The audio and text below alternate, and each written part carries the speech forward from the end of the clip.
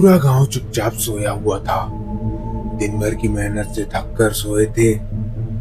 उसी गांव से बाहर एक छोटी सी बस्ती में कोई जाग रहा था। झोपड़ी जैसा छोटा सा घर था। वहां पे किसी का आना जाना नहीं था, इसीलिए तो वो जगह चुनी थी उसने उस अधूरे काम को अंजाम देने के लिए। चारों तरफ सन्नाटा था, लेकिन रात के कीड़े अपनी आवाज से अपने होने का एहसास करा रहे थे।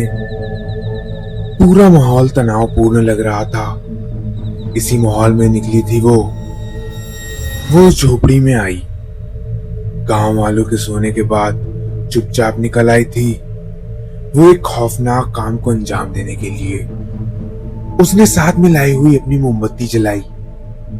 उस मोमबत्ती के उजाले में उसका चेहरा और भी डरावना लग रहा था, लेकिन उस झोपड़ी में जो था वो उससे भी डरावना लग रहा था। झोपड़ी के कोने में एक मुर्गा था।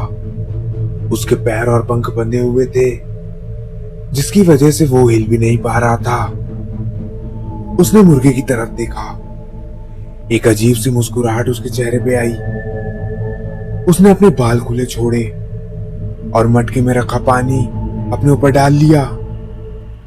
गीले बदन के साथ वो किसी मंत्र को बड़बड़ाने लगी। उसने कोयले का एक टुकड़ा निकाला और जमीन पे कुछ आकृतियां निकालने लगी।